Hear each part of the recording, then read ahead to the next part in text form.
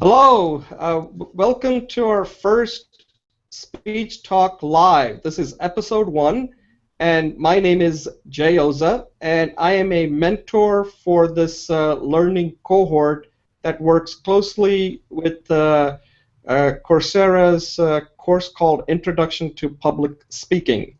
And as I said, I'm a mentor, but I also like to view myself as a student since public speaking is one of those things where you're always learning.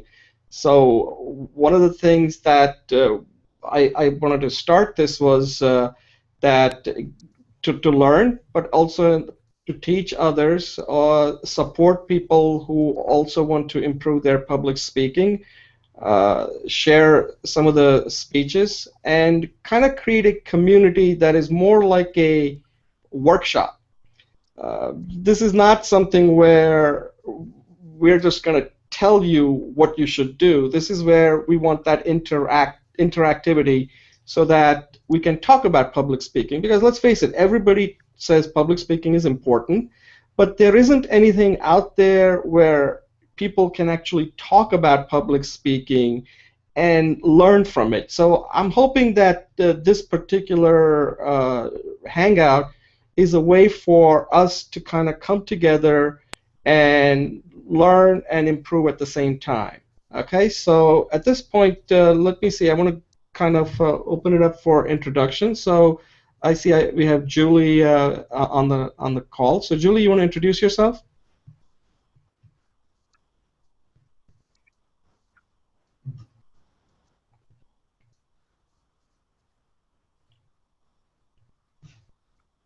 I don't know if Julie can hear me. Julie?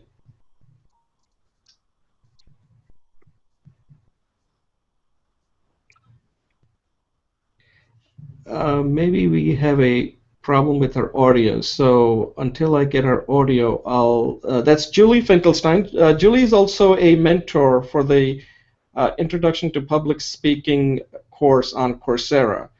And besides being a mentor, she also teaches people meditation and mindfulness. So unless I get her back on, unless we can hear her audio, that's a brief little intro of Julie. Julie, can you hear us?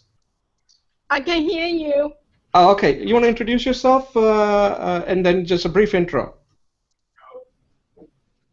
Yes. I'm sorry for the dog. I am Julie. I'm currently moving from Chicago to the East Coast, Stanford, and I'm actually speaking to you from a hotel. So please excuse the agitation.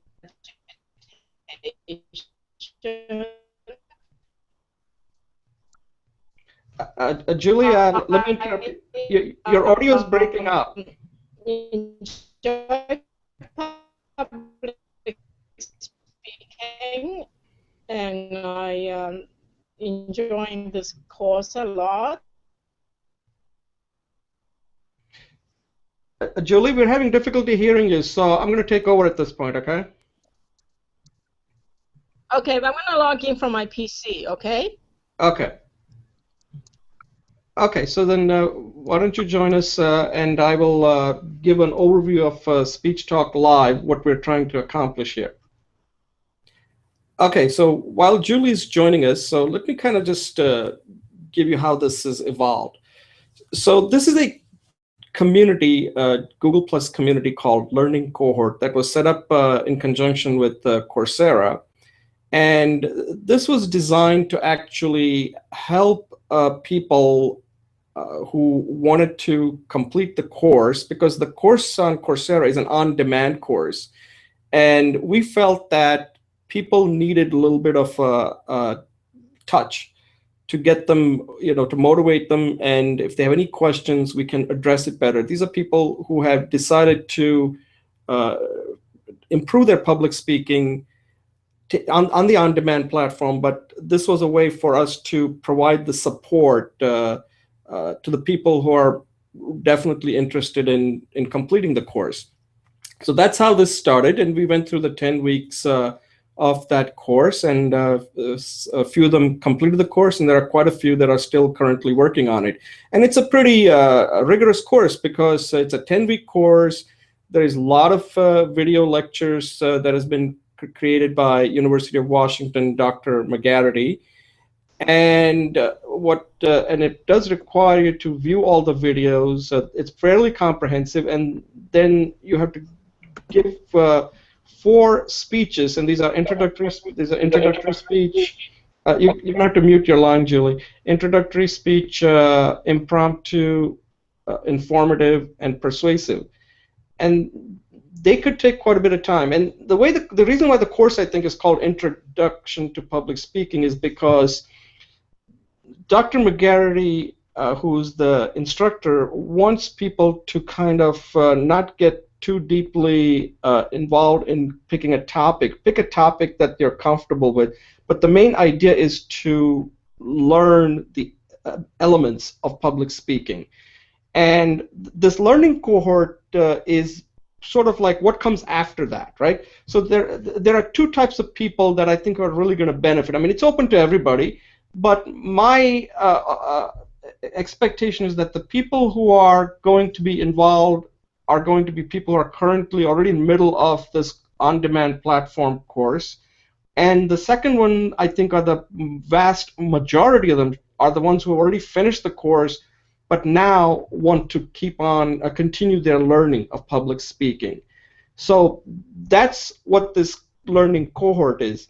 This particular program that we're now calling it Speech Talk Live is really designed to discuss public speaking, because public speaking is very complicated. There are so many aspects of public speaking, and in a course on-demand platform, you can discuss it through their discussion forums, but we think that people want to have a face-to-face discussion. So this is sort of like our opportunity to take a topic and lead it and then discuss it, so that way we can add more depth into it and kind of make it much more interactive. And the way I've laid out this, and this is right now the first episode, so we're going to see how this is going to work out. And the first, I basically split it into 3 segments, and they're going to roughly run between 15 to 18 minutes. And then, so 3 segments. Ideally, what I would like it is to take one area that's giving people problems. So like today, the one we're tackling is fear of public speaking. The second thing what I'd like to do is take a speech of a student who has already recorded a speech and give them a live feedback, because I think feedback is very important. A lot of the feedback, and this is something Julie feels strongly about, are just not that useful. And I think the feedback should not be coming from us. It should be driven by the speaker, because speaker needs to ask us, hey, what do you think of my speech? Where do you think I can improve? So that it's done in a way that there is like a psychological safety there. It's not like we know and here's what you should do. I think the person should be really driving that process. So these are some of the things that that we'd like to do there. And then the last thing is to take a well-known speech, and many of these are probably going to come from TED. I mean, TED is like the gold standard of good public speaking. And the one that that I have picked today is Amy Cuddy's speech. I think this is like the last 2 years the most watched YouTube TED Talk video. So I was going to kind of lead this topic and give my evaluation on what makes this speech work and what we can learn from it. So the purpose of evaluating a speech is not to poke holes in it, because these are speeches that somebody has made choices when they gave it. And these are all on YouTube that we can all view it. And what I want to get to it is, what are the choices the speaker makes, and what makes the speech so effective, and what we can take away, so that when we are giving these speeches, we're also just as good. Now, I want to be, set a proper expectation. These TED speeches are really, the people who give these, they practice. Like numbers are ridiculous. Some of them have practiced it for hundreds of times. I mean, obviously, the speeches that we're giving, it's not going to happen. But it just goes to show that when you see these TED-level TED Talks, these are high-quality speeches. They're getting all kinds of coaching, and they've been rehearsed it, they've practiced it. So by the time you see it on the video, you are getting almost like a performance. It's like a real performance. Okay, so we have to kind of realize that these are the probably the best speeches you're going to see. Now that doesn't mean that we can't give them, but I'm just setting the expectation that to get to that level requires a lot of effort. And I think, I think we can get close enough, or we can even get just as good. So I don't want to say that we can't do it, but I'm just saying there's a lot of effort required to do that. So I'm pretty excited about this Speech Talk Live. Like I said, this is the first episode, and we're going to learn along what's going to work, what's not going to work. But this is not where, this is what I'm starting with, and based on the feedback that we get from participants and the people who are viewing it, I'm open to making changes so that this really adds a value to people that are viewing it. And if you want to be actively participating in it, it's open. This is basically for you to improve your public speaking. That could be either through viewing it or to actively participating. I highly encourage you that if you want to, if you have a speech that you are giving in front of an audience, I suggest you record it and then come on and saying, hey, I recorded the speech, can I get a live feedback from you folks? And we can certainly, I think just doing that will help you improve your speech if you do that much. I think many people just don't do it, and they just kind of wing it. And I don't think that we have technology and we're making this available to you, so please take advantage of it. Julie, do you have any comments on some of the things I said, and how do you like this thing to evolve? I mean, this is the first episode, so we're going to try some things, and then, of course, we're going to make some changes based on how it goes, what works, and what you think that people are really looking for, or that's going to help them.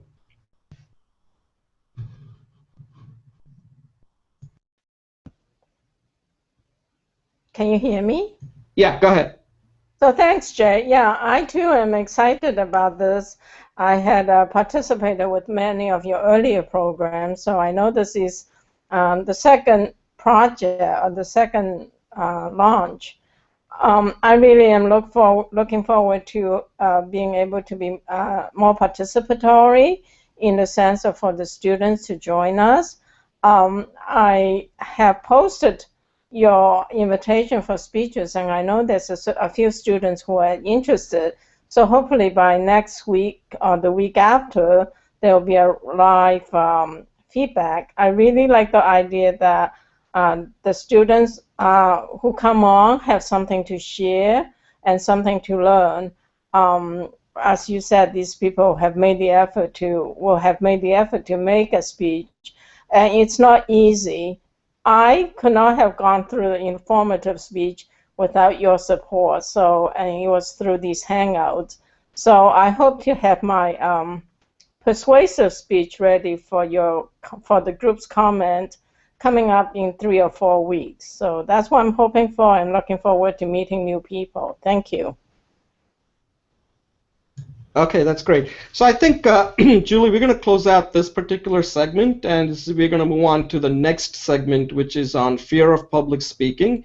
And what I'll do there is I'll take a brief pause and introduce the second segment.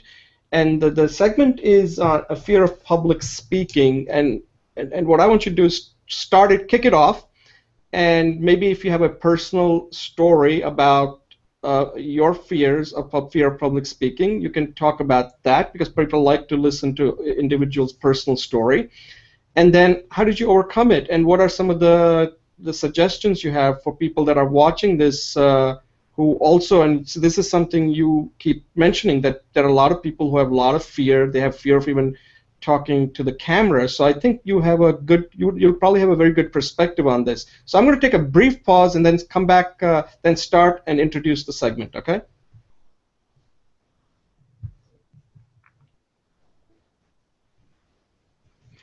Okay, so we're now moving to the second segment of Speech Talk Live Episode 1.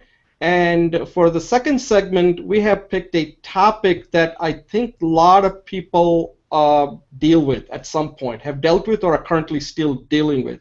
And that has to do with fear of public speaking. I mean, let's face it, whenever we hear about, what is the number one fear, it seems like fear of public speaking is at the top. And what I'm going to do is I'm going to turn it over to Julie, who's going to lead this topic, and then I can come back and give you my perspective on my perspective on fear of public speaking. So Julie, you want to take it over?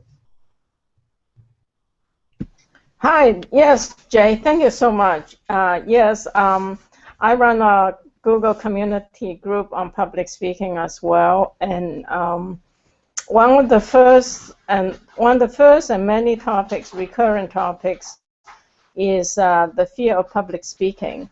And the fear goes from just in a business meeting, starting to stutter and not able to formulate a sentence, to fear of not coming across professional, or fear of in networking situations not knowing how to connect. And I have turned this phrase of public speaking into public communicating, because in a global platform, a lot of the time the speaking is the beginning to invitation to communicate. In my own personal recent experience, one of the biggest fears I had was when I did my introductory speech. It was not fear of the people, but fear of the unknown, because in front of the camera, I was unable to know who I'm talking to. One of the things that always frame me in helping me to talk to people is to see people's faces. So in terms of what I think a hint for overcome public speaking, on the Google community website, Somian did a lot of research, and there's a lot of good hints. And one of them is just to get active, before you do the speech, move your hands around, make your hands like butterflies, take a deep breath, do deep belly breathing, and just practice. So that's one thing, is just do some physical movement before you speak. Deep breathing, hand movements, pacing are all good. And while you are speaking, the hints that could help is, one is, this was a suggestion provided by you, Jay, is to imagine who I'm talking to and have some peoples I'm talking to. So for me, it becomes more conversational, so the fear of unknown is less. And the other thing is just know that they want to support you to overcome the fear of you have to be perfect.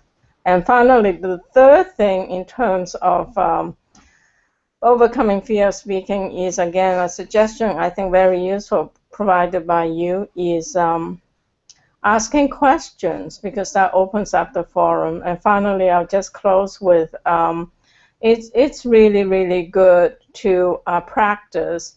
And so my plan is, after I finish this curriculum, is to go back and do it again. And then my own personal topic of passion is meditation. So I will continue to practice on that. So I'll turn it back over to you, Jay. Yeah, that's great. So so the way you are dealing with fear, because let's face it, we all have fear, okay?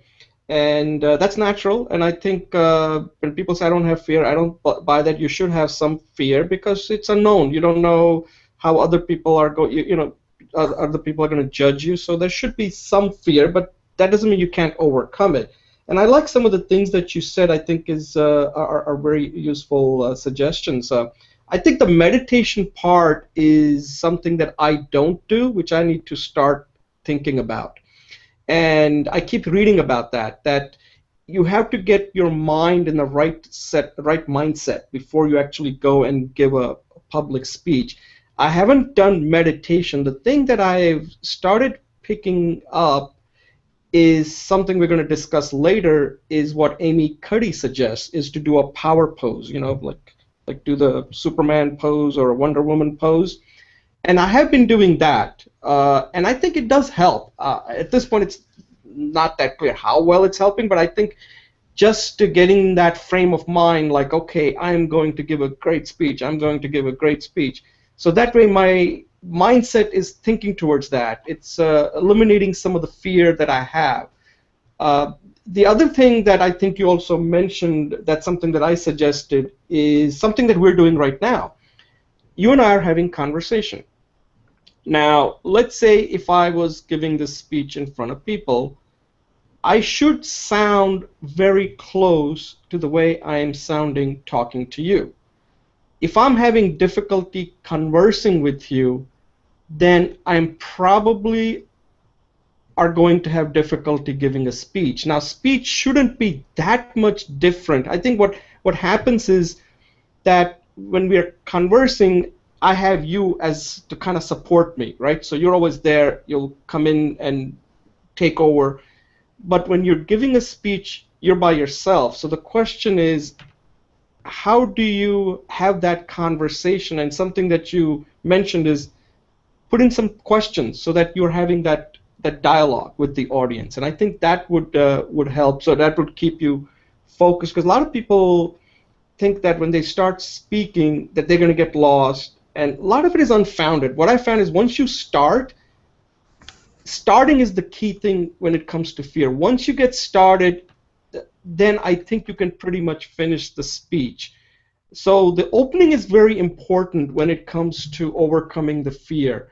That if you got the opening right and you rehearse, like you mentioned about practicing, if you practice that opening, I think the rest of it, because you just mentioned that if you practiced it, it's not something that you're doing it for the first time, okay? So if you already practiced the speech a few times, you know the material, and the audience is actually rooting for you. They're not there to see you because they have a deep interest in your success.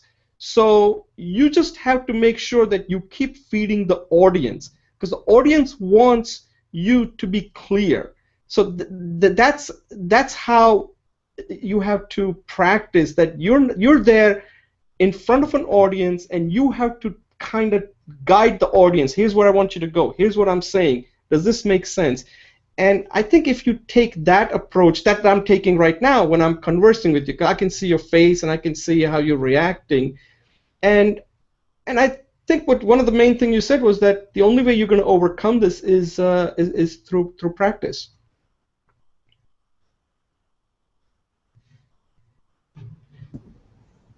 Yeah, go ahead. Yeah, Jay. Yeah, I agree. Practicing is really, really important. And the other thing that actually, as by way of example of Mercedes, is when you get a group of people together and just mutually support each other, it becomes more fun. So I'm hoping that the Speech Talk Live will be a community for people to, provide a place where they can get feedback and also participate in giving feedback. And fear is it's a common denominator in the sense that, like you say, we all have fear. Actually, the fear of public speaking is a very basic human situation. In some of my conversations with the other students, one of the first ones was an IT manager. Actually, he worked in India, but he worked for an American company in outsourcing. So the fact that he couldn't speak, quote unquote, public speaking, which is speaking in a meeting, was hindering his career. And I think one of the greatest sources for that is the formula of the impromptu speech.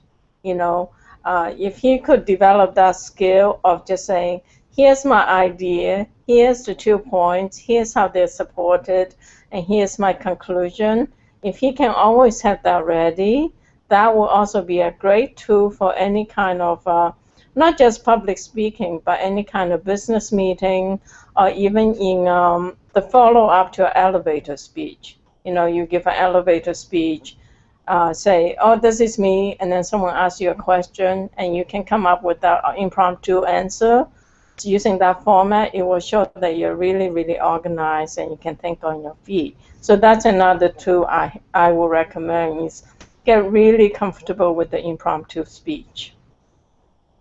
Yeah, the other thing I'll point out is, and something that I do a lot, so this is something that I think helps me, is just what we're doing right now. You can actually just get on YouTube and hit start the Hangout and just give your speech. Just keep practicing and record it. And there is no better way to improve your public speaking than doing it that way. I mean, we have the technology. One of the things that I'm always amazed, Julie, is that many people don't even know what they sound like. They don't even record their voice. I'm not even talking about video. Recording your voice, like let's say you want to give a speech on meditation. Even if you record it on an audio recorder or your smartphone and then listen to it, if you do that much, you will improve your speech significantly, just that little recording and listening to it. Then if you take it to the next level and video record it, then you'll pick up like all kinds of gestures and your facial expression and how you look and how your body language, is it consistent with your voice or your voice expressions. Those things have to be synchronized. This is a lot of work. And if you're not doing that and you're just going and giving a speech for the first time and not know how you actually look, then you're kind of winging it. At that point, you should have fear because at that point you don't know what to really expect. There shouldn't be any surprises when you're giving a speech today. We know what good speeches look like. We know what you should look like when you're giving a speech. And even this particular segment, I will go back and view it and say, okay, what could I have done?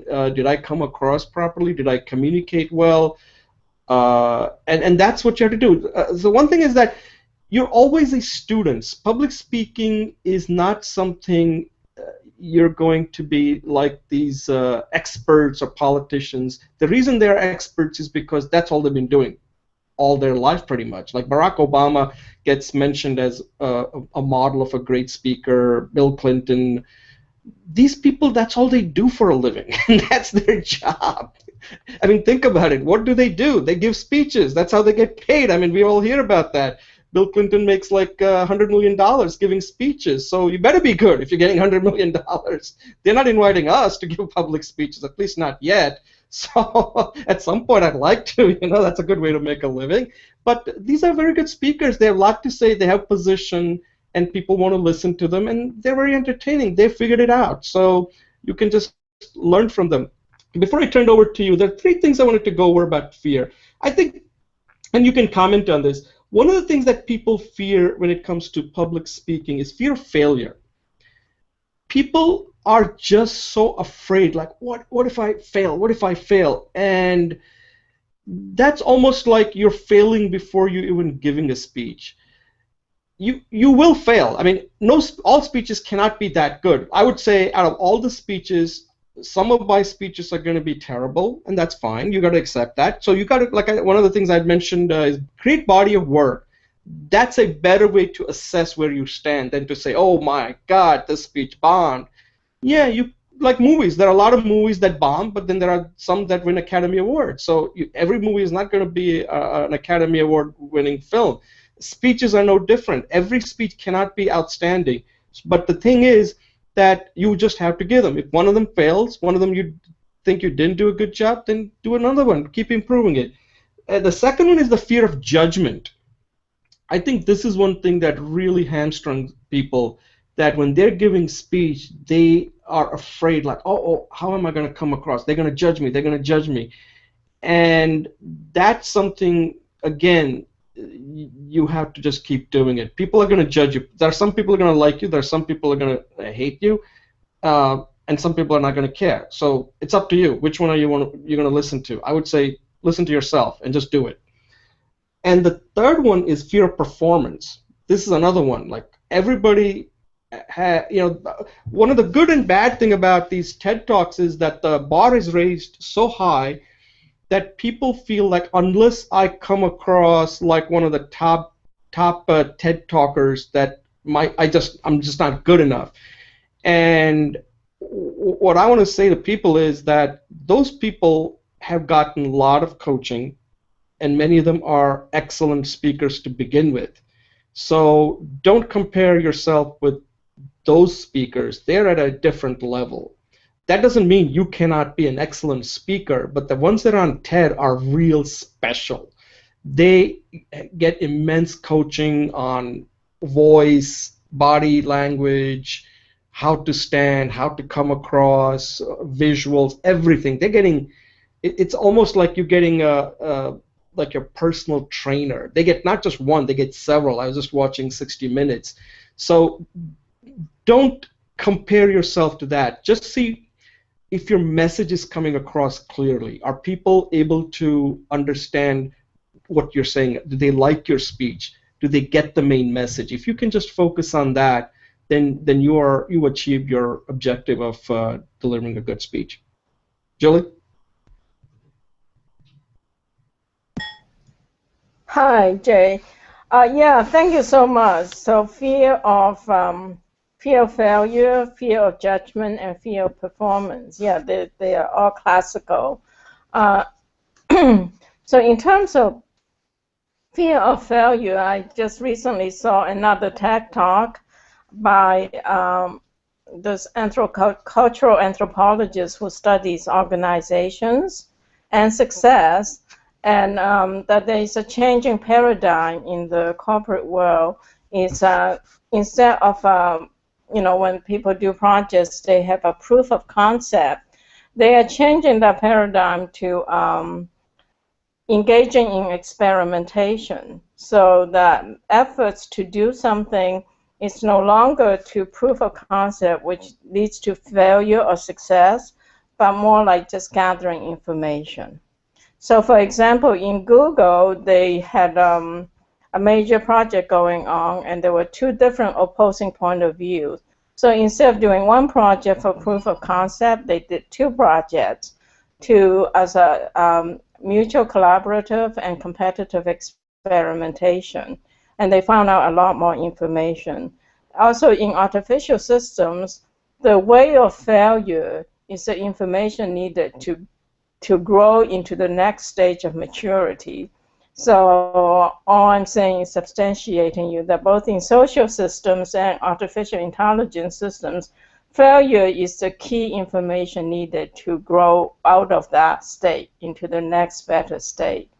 As Einstein says, is the solution to the one level always requires you to go up to the next level. So failure is the level it gives you a baseline to overcome that.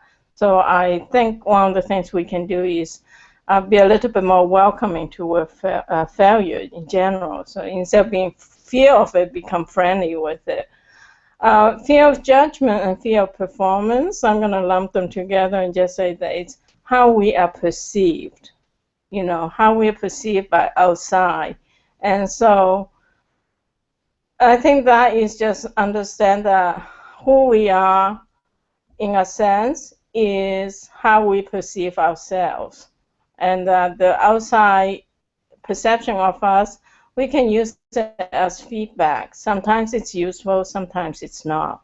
And just in this global technology, there is, we're literally talking, as you know, on this forum, even we speak to people from all around the world. We have people from Italy, from Spain, from London, from India, from South America, is that perception is changing.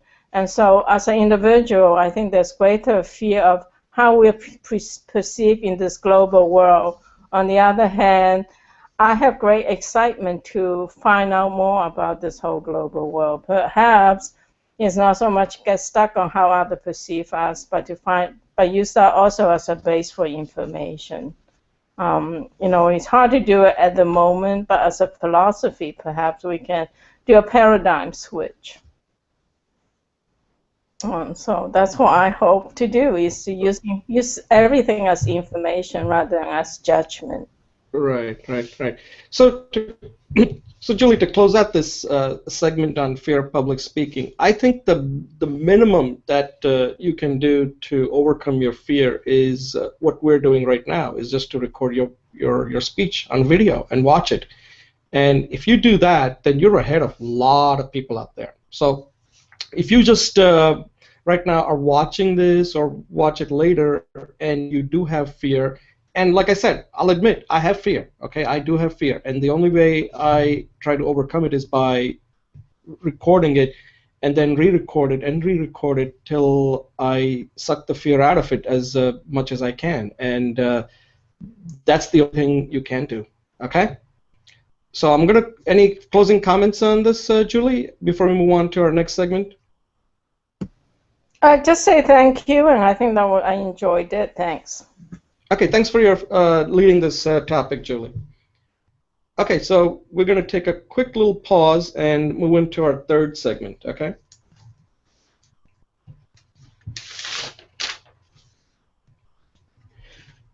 Okay, so again, welcome to Speech Talk Live, Episode 1, and we're now moving to our third segment. And this one, what I wanted to do was to focus on a famous speech and evaluate it and see what we can learn from it, what makes the speech so successful, and you know, what is it that the speech can teach us. And the one that I picked today is the one that you probably are all familiar with, is the Amy Cuddy's speech on TED Talk. I forgot the title of it, but I think it's about body language, like how body language affects your mind. I may not have the title right, but that's what it is. So let me just kind of give you an overview of the speech. So Amy Cuddy is a professor at Harvard, and let's just set the level straight. Amy Cuddy is an outstanding speaker. Okay, she gives speeches. And when you're a professor, you speak a lot. So it's not that this is the first time Amy Cuddy has ever given a speech. Amy Cuddy is an excellent speaker. Okay, so that's given. But she's primarily speaking to a particular audience, which is college students and academic types, or maybe psychologists, people that are very focused in the field that she's speaking about. So she's talking to people that are very familiar with her topic or her research interest. The interesting thing about this speech is that it has been viewed by 26, it has gotten 26 million views. And that, for the last 2 years, it is the most popular speech. So now, I watched this speech again before preparing for this. So here's my brief evaluation. When you watch this speech, the speech has to be basically broken into two parts. This speech runs a little longer than a typical TED Talk. It's close to 20 minutes, I believe, a little bit more than 20 minutes. And if you watch it, the first 16 minutes of the speech, it's pretty much like she comes across like a professor. Okay, I mean, she's just giving us science about body language, and that's what she's doing. She's just giving us all kinds of information about how your body language affects your mind. And she goes through animal kingdom, all different types of poses, power poses, low power, high power, and there's a lot of in-between video that's being used. And in that 16 minutes, I think that even though she's giving an excellent speech here, but what's driving the speech in the first 16 minutes is a lot of PowerPoint. There's some excellent PowerPoint that she's using in the first 16 minutes, okay? So if the speech had ended at the end of 16 minutes, I think it would be just like, it's a typical TED Talk, nothing special, and people would just say, yeah, there was a lot of scientific information that we got. It was interesting, but and some of it may be a little bit over your head, because she does go into a lot of different aspects of experiments she's talking about that she did with another researcher from Cal Berkeley. But what turns this speech around is at the 16-minute mark. And what she does there is just amazing. She goes into her personal story. So from 16-minute mark till the end, when she again puts up one more visual about, you know, the call to action, try a power pose and share the science. That's her call to action. But in that 4 minutes after the 16-minute mark, she talks about her personal story and how she suffered a brain injury. And she shows tremendous vulnerability. And if you ask anybody, that's the part that people remember when she goes into her personal life, like that what I'm telling you is something that I have been affected by. I'm living this. This is me. I've gone through this. And that comes across so clearly to people that the first 16 minutes that you were saying, oh, what did she say for the first 16 minutes? It kind of just goes by, boom, and they just focus on that two, like I think she spends maybe 2 minutes where she's talking about her personal story on how she had to overcome her brain injury and develop her own confidence. And then after that, then she was able to relate to it that, hey, this is my story, but there are others that I'm also seeing when she was a professor, when she's as a professor at Harvard, other students are also going through what she went through and how she's been able to help them.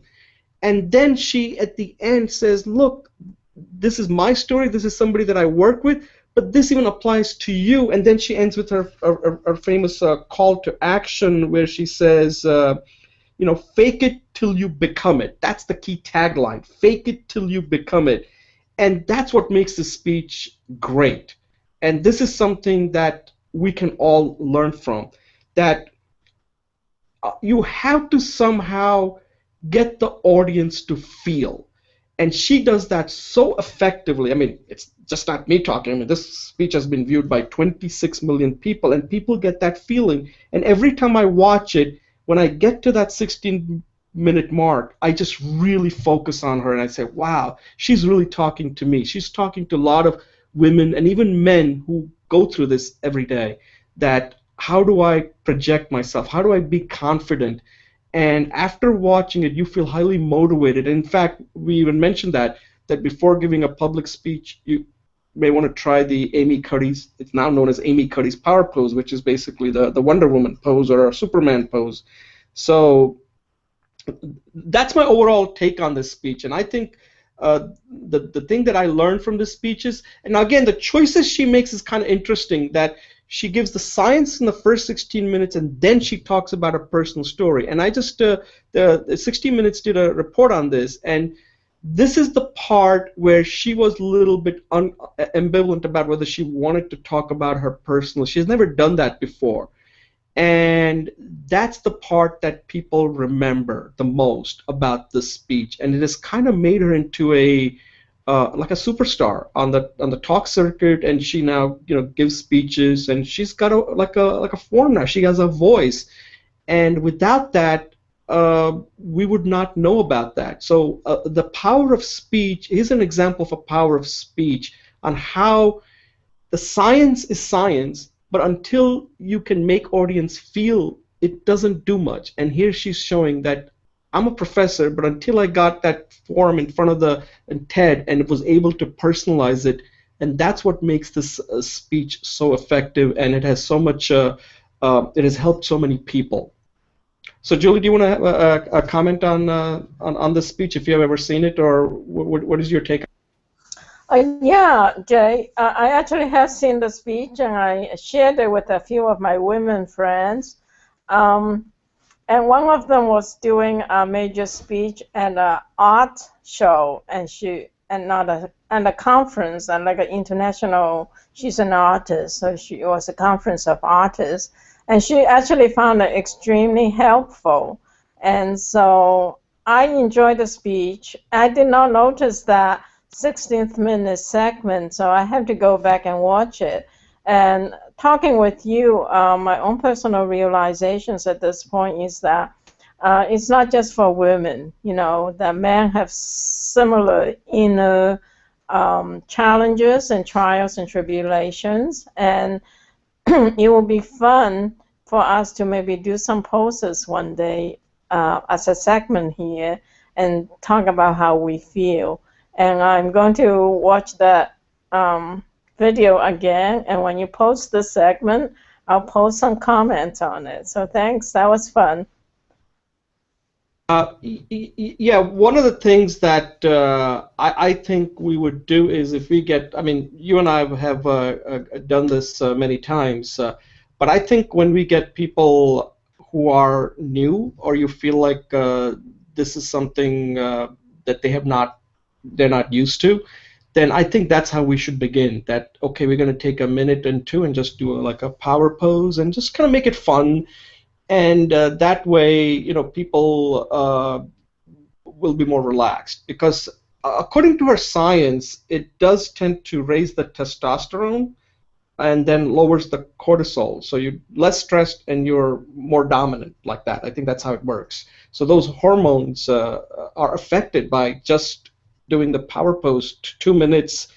And I think it's something that we should encourage people. Like you said, that ties into the previous segment about fear of public speaking. And a lot of it, when you're giving a speech, you control. You see, public speaking, one thing that a lot of people don't, that you have tremendous control when you are speaking.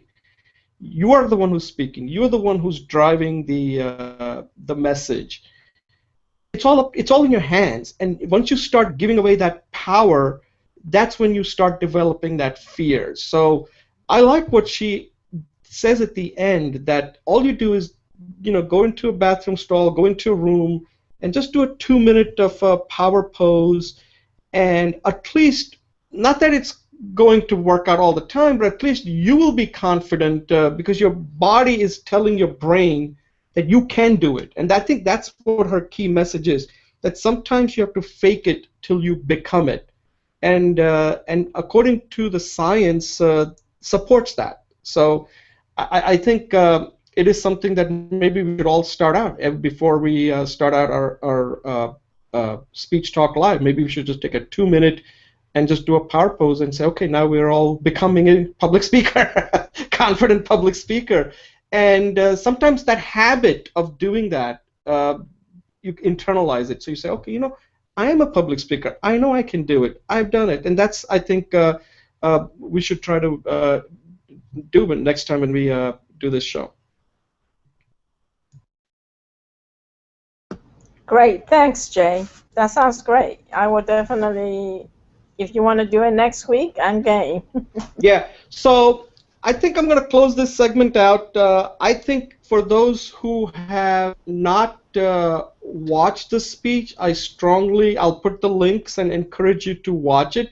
It is one of the most highly viewed TED Talk for the past 2 years, but it has a very important message on confidence and how the body language can create that confidence. And I think it's very important for, again, not just for women, for men too, because men also deal with confidence issues. We all deal with confidence issues. And the other thing in that speech is there are some choices that are made in that speech where the choices that she's making, and again, this is something that's important when you're giving a speech, the choices that she makes is that she spends time up front talking about the science behind this, and then she goes into her personal story. And one of the things, I think we may not have time to go into it in much detail, would this speech, would it have worked, and of course we'll never know, if she had started with her personal story and then talked about the science. So those are the choices that she could have made. Obviously, in her case, she felt more comfortable talking about the science, I guess maybe to establish her credibility as a professor, as a researcher, and then say, hey, by the way, here's the research, but now let me tell you how it has affected me personally. Julie, do you have any comment on the choices that she made as far as leading with science, or should you, or it depends, I guess, or it could have worked equally well, whether she would have, in her case, she led with the science and then she went into her personal story and stories after that, right? Do you think it would have been effective if it had been the other way around? God says maybe she could sandwich it. She could talk about her problems and then how he solved it, go into the science and show the solution. One of the techniques I really like is to do a sandwich technique. Tell people what you're going to tell them, give them all the details, and then tell them what you told them and what that means and possible actions.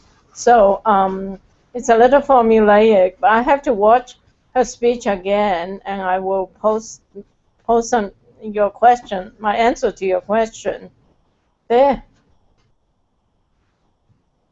Yeah, she does kind of do what you just suggested. She starts out with that, and then uh, she goes into the science, and then she does end it with that power pose. So in a way, you will notice it that she's essentially doing what when I said that the science actually comes like right in the opening is not the science. The opening is she does go into the power pose, and then she goes and explains the science behind it. Then she talks about her personal story and ends with the call to action on why the power pose, pass it on to other people. So what you're suggesting is essentially how she organizes the speech. So okay, yeah. So Julie, when you get a chance to look at it, I would love to get more comments on it, and maybe you can start a discussion on that. Okay. Very good. Thank you. All right.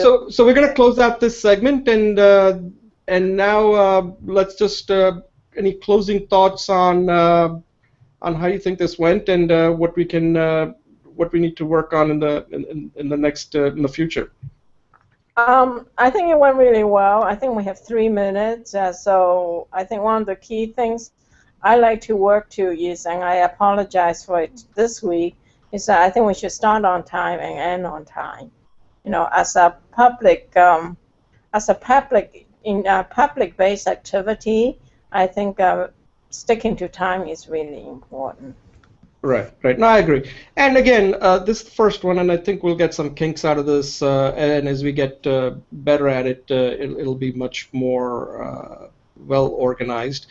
And this is part of learning. So, and again, the timing is not. It's when I start because some of these segments are going to be edited. So each of the segments are going to be separated out and posted so that like if people want to, I'll put that Amy Cuddy's thing on the YouTube, and then people can comment on that. That might get some views outside the course because Amy Cuddy is really a public figure now, right? And when you get 26 million views, so I think we may get a lot of other people commenting on it. It may help publicize what we're doing here in Speech Talk Live.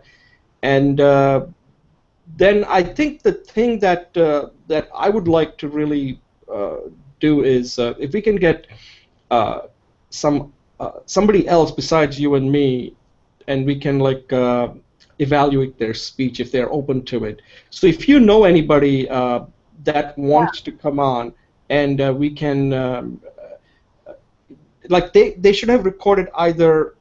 It could be either an impromptu and not intro. Intro, I think, is not something I would want to spend time evaluating like that. I think intro is intro, but definitely impromptu, something that's more than 5 minutes at least. So impromptu, informative, or persuasive, and they want to say, okay, I've recorded it, but I'd like to get some real live feedback and discuss it. So it's not just like feedback; it's to discuss the speech and then to have a conversation on what. Just to feedback on what we can help the person with based on the question the person is asking. Yeah, I do know someone. I'll handle that with you offline. So. Okay. All right. So at this point, I want to thank you, Julie, for participating, and for those who are viewing it, thank you for watching. And if you have any comments, questions, or suggestions on how to make this or how we can make this better, please let us know. And again, thank you very much. And this ends our episode 1. Thank you all. Okay, Julie.